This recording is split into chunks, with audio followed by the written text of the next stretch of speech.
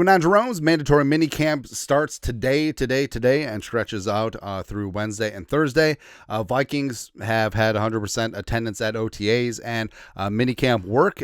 Same structure as organized team activities. So much room for activities, but likely some veterans are going to be off during the third stanza, June 16th through 18th. So this is going to be the last look for some of the older players in all likelihood before the start of training camp, end of July.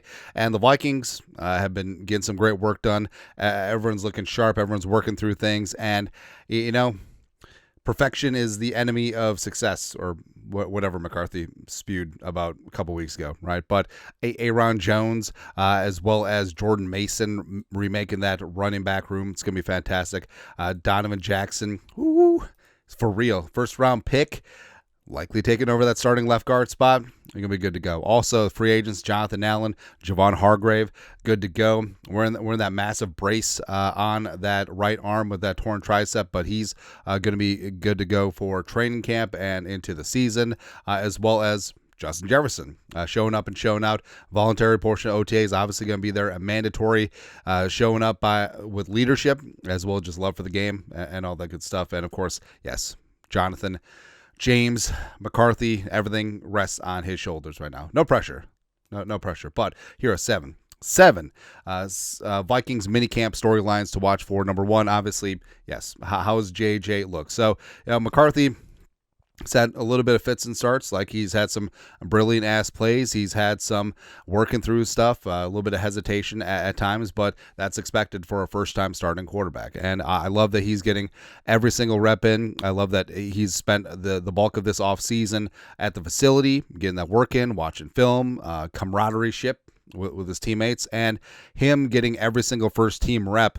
It's going to be good for chemistry. Plus, Jefferson is here, and the Vikings will get a head start heading into training camp, which is going to be really good. Number two, Christian Darrisaw. So I do love that the medical staff under Kevin O'Connell, like, they're very cognizant of injuries, and they generally lean towards caution.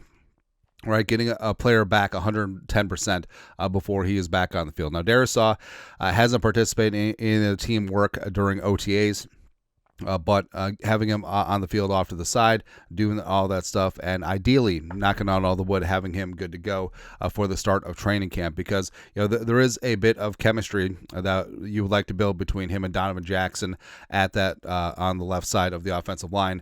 Justin School, the veteran swingman, has been left tackle one in Darrisaw's place, but get him back to 100%, and Darrisaw, when he's healthy and on the field, he is one of the best young left tackles in the game. Number three, corner confidence, right? So everyone and their mom talk about, what about Jar Alexander? What about Jalen Ramsey? What about Asante Samuel Jr.? So obviously, minicamp is 3 days. It's a microcosm, but it is another data point. And I think that the Vikings will go into training camp in all likelihood with their current cornerback group and see how guys like Blackman, McLaughlin, Okudah, even Tavierre Thomas, also Isaiah Rodgers, read and react to this defense once you're able to get the pads on, once there's able to be contact and press man coverage, and you're able to play and have safety help over the top. Like, how do these guys operate in 7-on-7, 11-on-11 when it really counts? Because OTA's mandatory minicamp, I've talked about it, it's basically a passing camp, right? And there's not really much the DBs can do, right? But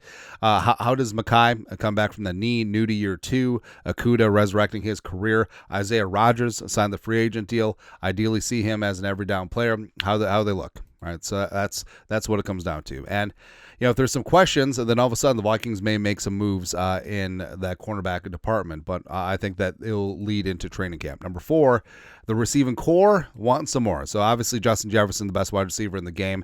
Addison rising as a wide receiver 2, also facing a suspension for 3 games, likely to start the season. But Jalen Naylor's been the talk of OTAs, and he's done that a couple times now. Like, Naylor had been, was it last year or the year before? I think it was last year, where he was looking really good in OTAs, but then got dinged up. No, that was 2 years ago. Yeah. But Naylor now wearing number 1, getting it done, and looking like a young Deebo Samuel out there. But I think that Naylor has a chance to really impress in a contract year. Ty Felton, the rookie 3rd-round pick, speed for days is a home run waiting to happen. It'll be interesting to see what happens there. Also, Rondale Moore, I know that they're easing him back in. He was in uniform last week. Probably going to get some limited individual work, but ideally he'll be good to go for the start of training camp as well. Next, number 5 thing to watch for at Vikings minicamp.